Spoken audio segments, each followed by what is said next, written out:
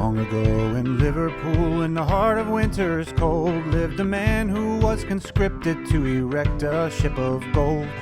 Children 7, wife in heaven, nothing to his name. He was demanded, less remanded at the prospect of his shame. The shipwright, who was circumspect in spite of all his woe, would redeem, or so it seemed, would be down 7 feet below.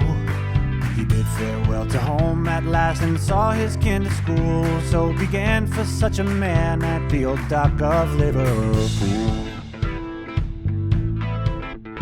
And the local choir harmonized, it is so very hard for a man of certain provenance to see the land of God. And the angels out of heaven shot the needle through the eye, not the man who was unafraid to die. The king sent 7 ships to bear the iron to be fused, and a goldsmith to account for every ingot that was used. The shipwright labored day and night through heavy ice and snow, to the king's decreed dimensions, though 'twas 17 below. The hull was sub-assembled as he trembled through the cold, and remembered his sweet 7 as he hammered out the gold. The Anglo-Saxon angler in his feet began to feel less the pain and more the flame, up from the mast down to the keel.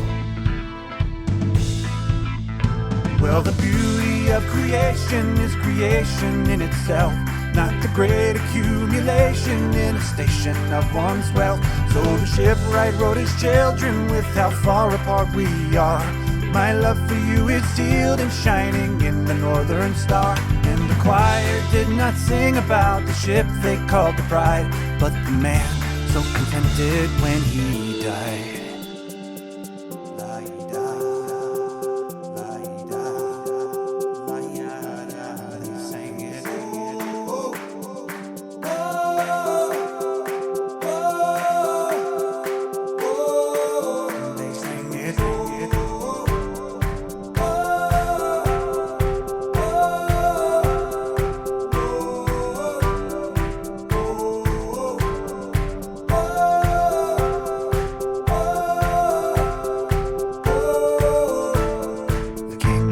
His cavalry arrived around a crown. For the morn they'd sail the channel in the Pride for London town.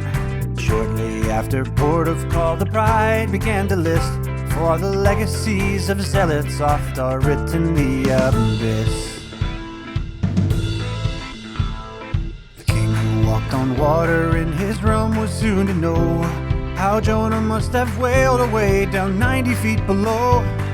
The lonely buoy in the channel says for all to see, here lies the tyrant bastard drowned in golden irony. Yeah. Somewhere the shipwright spirit calls his children from afar, says I am always with you, just look to the northern star. The old dock contains a monument to the shipwright and his wife. Here lies an iron giant who was unafraid to die, and the